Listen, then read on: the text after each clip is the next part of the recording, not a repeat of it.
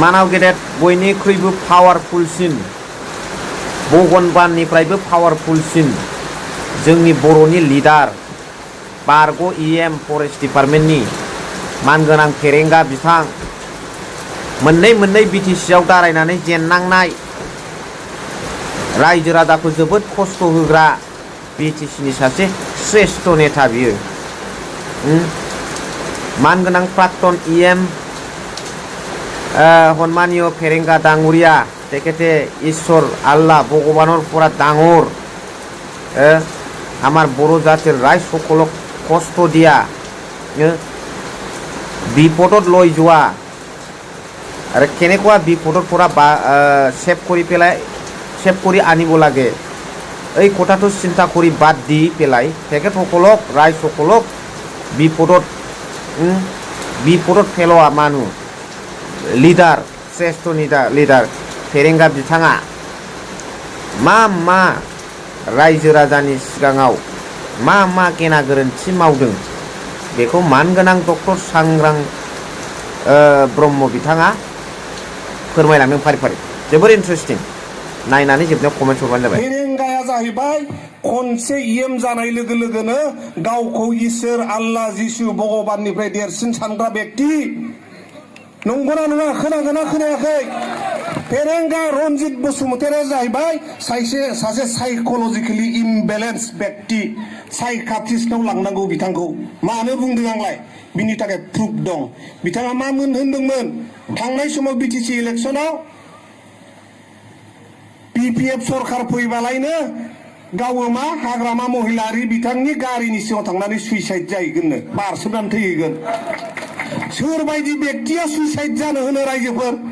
जायनाखि mentally depress साइकोलजिकेलि imbalance बेबायदि व्यक्तियासो suicide जानायनि खोथाखौ सानो जों रावखौबो सुइसाइड जानायखौ लुगैया रायजोफोर जोङो रावनिबो गाज्रिबो लुगैया नाथाय बेबायदि सुइसाइड जानो नागिरनाय व्यक्तिखौ जोङो MLA बानायनो हाया बेबायदि मेन्टेलि डिप्रेस्ड एन्ड इमबेलेन्स पार्सनखौ जोङो MLA खालामनो हाया रायजोफोर खबरदार जोङो बेबायदि व्यक्तिजों जोङो थांफानो हाया खुंग्रियाव जिनाखि दा बारहावा बारदों जोङो खोब गोजोननाय मोनदों खुंग्रिं ओनसोलाव बेवहाय UPPL नि खोब व्यक्तिफोर दङ होननानै जों मिथिगौ नाथाय दिनै जोङो बाहाय जिनाखि लोब व्यक्तिफोर ओंखारनानै फैनायखौ नुबाय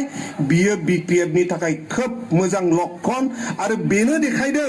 गासैबो बड'लेण्ड ओनसोलाव 15थाबो दिनै BPF दैदेननाय जिनाखि NDA BJP जों लोगोसे नांनानै देरहालांजोबगोन प्रमद बर' बिथांमोनहा दुलाराय बर' फरायसा आफादनि जिनाखि गोथार जिनाखि मोनसे प्लेटफर्म बे प्लेटफर्मखौ गावनि पलिटिकेल लाबालाबनि थाखाय बाहायबोदों दिनै गावनि टेनार गावनि टार्म जोबस्लाबैयावनो मा खालामदों दिपेन बर' बिथाङा दुलाराय बर' फरायसाखौ नागारनानै मा खालामदों नोङो अदालगुरियाव इलेक्सन दारायनो ओंखारदों दिनै हेड क्वार्टार बायदि बिथांमोनहा दुलाराय बर' फरायसा आफादखौ बाहायबोदों नोंथांमोनाबो सांग्रां जादों मोनसे समाव आङो ज' मावबोनाय रोनगोरा नार्जारि बिथाङा आफादगिरिमोन आं गुवाहाटी इउनिभारसिटियाव दुलाराय बर' फरायसानि आफादगिरिमोन बे समाव प्रमद बर' बिथाङा एजिएसमोन मिशन क्वालिटी एडुकेशन होननानै फोसावदों गामि ओंखारदों बयबो जोंबो ओंखारदों जाय जेखि मिडियामाव फोरोङा मानो फोरोंथों गावनि गथ'आ मोजां जाथों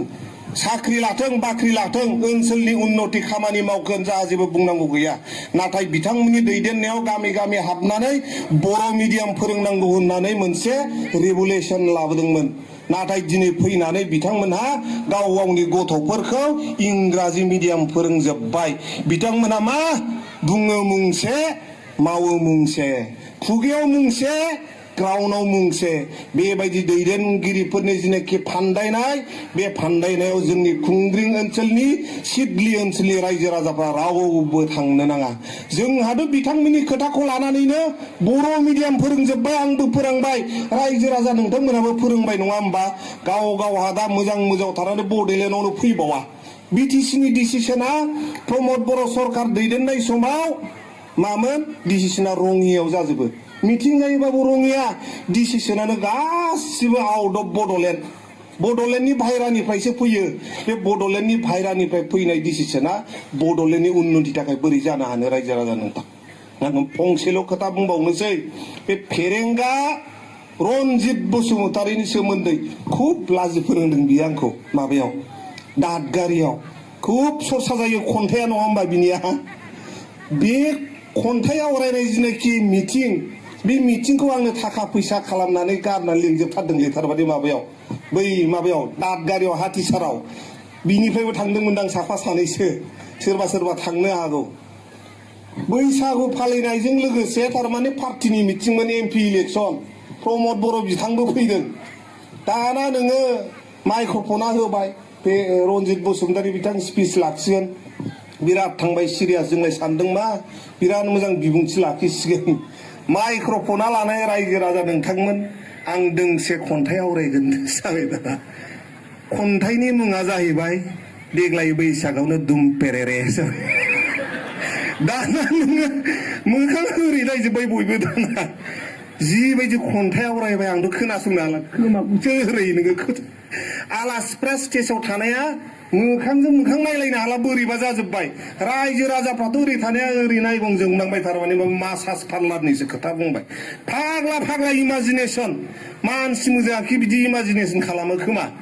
थाइलेण्डआव थांदों बियो मासाज खालामजानांगौबा बाव जायालै बेफोरो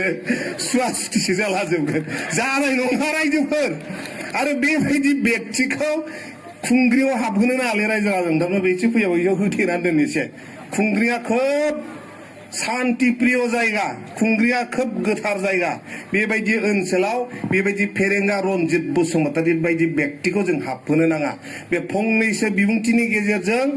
दिनैनि बे मेलखौ आङो बेखेवबाय होननानै फोसावबाय आरो खनसे बयबो जै होदो दे जयैनो पानिराम ब्रह्म जिन्दाबाद पानिराम ब्रह्म जिन्दाबाद हाग्रामा महिलारी जिन्दाबाद हाग्रामा महिलारी जिन्दाबाद BPF Zindabad BPF Zindabad thank you गोजोन्थों thank you So thank you Jay, thank you very much for watching, love you all.